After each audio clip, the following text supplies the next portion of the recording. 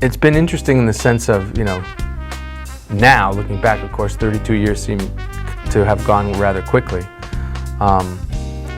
But I started in an age of mimeographs, you probably don't even know what that is, and VCRs, and we had to roll in the TVs and put the VCRs in, and it's gone from that to CDs, and then to teachers now have to be quite good with computers and iPads, et cetera, et cetera.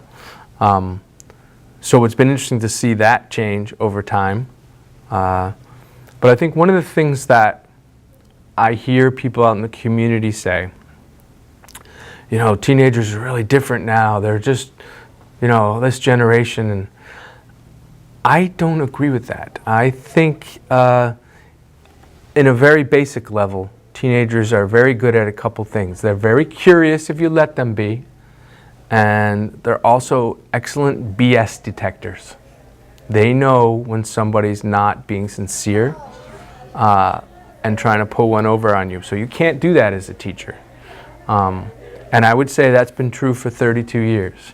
I think there has been an impact of all the technology with kids finding it more difficult to read as long perhaps as they and as thoroughly as they used to, but our whole culture is dealing with that. It's true for adults too.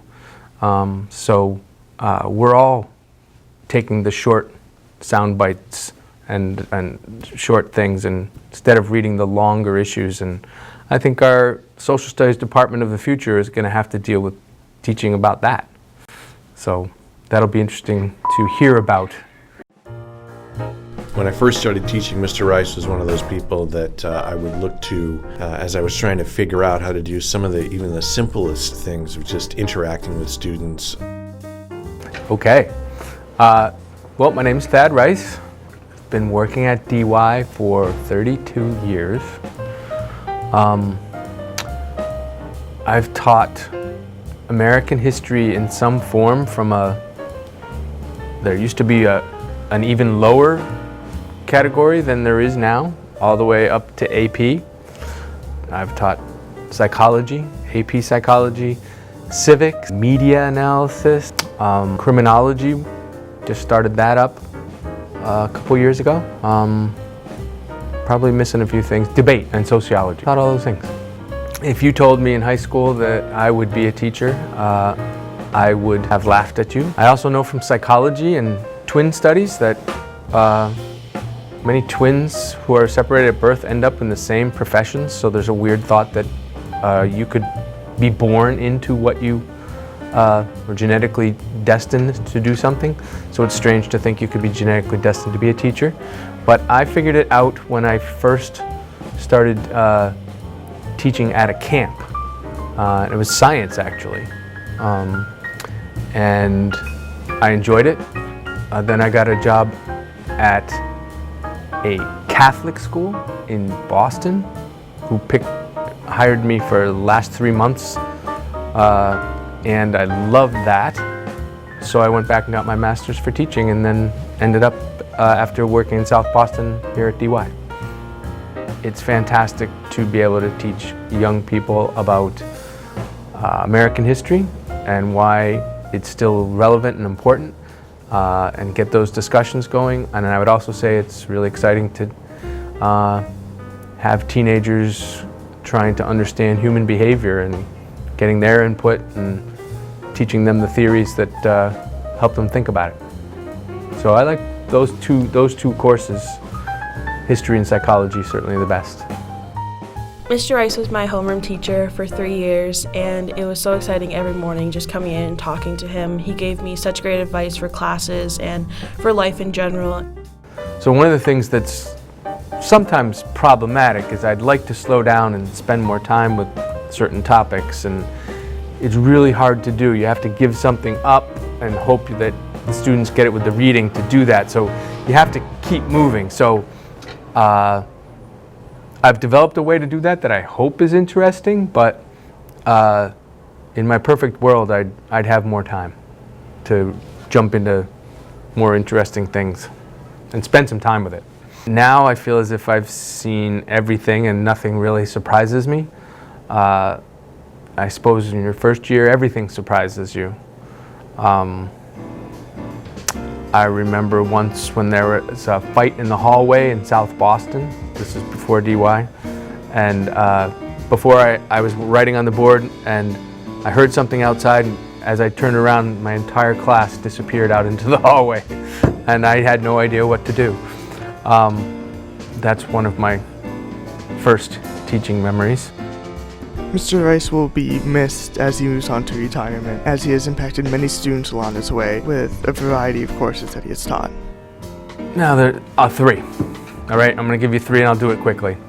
Certainly one was winning Teacher of the Year way back, I think in 1997 or 98. And that's an exciting moment because as you've probably seen in the assembly, and all the students applaud and you have to make a speech at the top of your head and you don't know what you're going to say, and but it's a great honor to be appreciated by fellow students and teachers. So that's certainly one.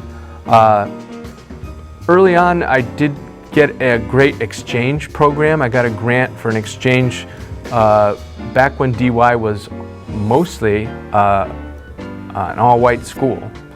And long story short, we got to go up to a school that was 98% African American and have them come down here, and we did an exchange program. We each spent a day at the other school, and that was really fascinating because the DY kids couldn't understand why the kids from the Boston school were scared to come here, and the DY kids were a little scared to go to the Boston schools. But once we met each other, it worked out fantastically, and I wish I could have kept that up. But that was a fun exchange. The third one is just sort of bizarre. A young man had had a firecracker, and threw the firecracker in the hallway. I went out to see what the heck was that, and I went looking for what the noise was, and I came around downstairs. This was over here on the top of the 500 wing, and the firecracker had landed in a whole lot of boxes that were underneath the stairwell, and one of the boxes was pretty firmly on fire at that point. So I went to grab it and had to decide what I was gonna do with this thing.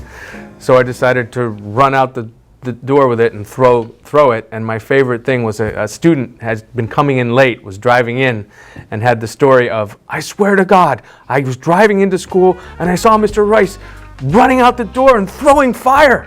And it was true. So I saved the school from burning down. And not everyone knows that, but it was a very funny moment.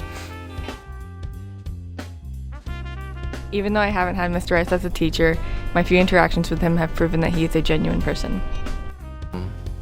I created, which is AP Psychology and Criminology, both of which have been a great success, and I hope they keep that up.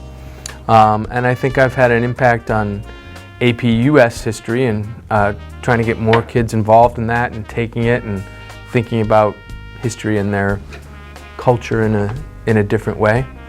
But I also hope I personally had some impact on having students think critically and respectfully about human behavior and our history.